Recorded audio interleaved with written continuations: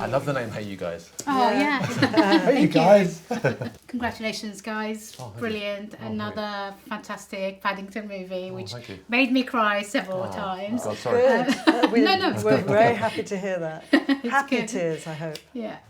Dougal, how does it feel to sort of step in as director in these much loved movies? Is it like is the pressure on, or do you feel like It's a nightmare. Well, it was some would say a slightly foolish thing to do, to try and follow up something that I didn't make and that was done so perfectly by someone else. And and the third instalment, which is, as everyone knows, is always perhaps the trickiest one. But I had a fantastic team around me, and I thought I might regret it if I didn't do it. Paul had helped with the story and gave me some guidance, and I really studied the first two films and tried to, work out what I could, how I could continue that vein and how I could bring my my own ideas to it, but without changing the whole idea. Because I really loved the way the first two films were done, and I just wanted to continue that.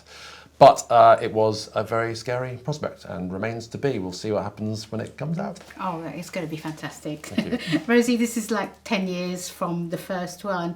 How does it feel to sort of grow with knowing all these characters and sort of working with this sort of phenomenon that people absolutely adore? Yeah, it's so lovely, and feels such a privilege to work on something where it means so much to people, and people really do enjoy it, and the films seem to bring people together and work across generations, across classes, across ethnicities. So I've been thrilled with that, and we have a very joyful time making them, because people feel people feel very happy about working on a Paddington film, and they feel very protective of the bear. And so we do have, it's a very creative, familial atmosphere.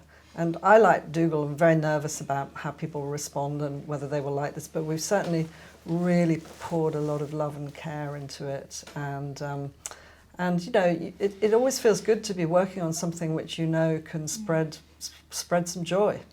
Yeah, it's always daunting to sort of work on something that you haven't been part of from the beginning. So, did you work closely with Paul, who directed the first two, to get the essence of the first two movies and how they got developed? Well, Paul was involved in the storyline for this one, along with Simon Farnaby and Mark Burton. Mark Burton was also one of the writers of the screenplay, along with John Foster and James Lamont. So that was good, that there was that fundamental starting point that Paul and Simon and Mark had come up with.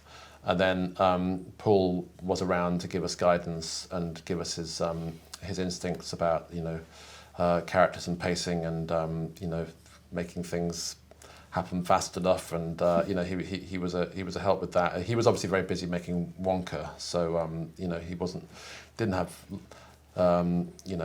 full access to him all the time, but obviously Rosie's been very involved in the first two films, so her guidance was also valuable, as was the other people I was mentioning, like Pablo and Eric. Yeah, this is a brand new adventure. You've taken him away from London to a completely new area. How does that feel? How was it daunting to sort of try and think of a way of getting him back to Peru? I mean, I suppose it's coming full circle, because the first film began with him leaving Peru and coming to London. So obviously it makes sense, the circularity of it.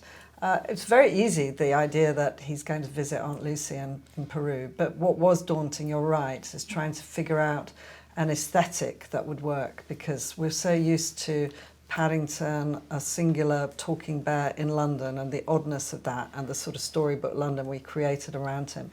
So we spent a lot of time trying to figure out how to continue that sort of slightly theatrical storybook aesthetic, but once you're in nature and in the rainforest. And I was very happy that I had the brilliance of Dougal to enable this problem to be solved, because Dougal worked so hard to kind of find ways of continuing a Paddington aesthetic, but in a whole new environment. Yes, forests are quite tricky. Yeah. Dougal, we know you more also from your absolutely fantastic music videos that we all love, from bands that we all love and adore. What's the difference between working on something like that and something on this grandiose scale? Well, it's like a short project, except you just times it by 50 and do one after the other.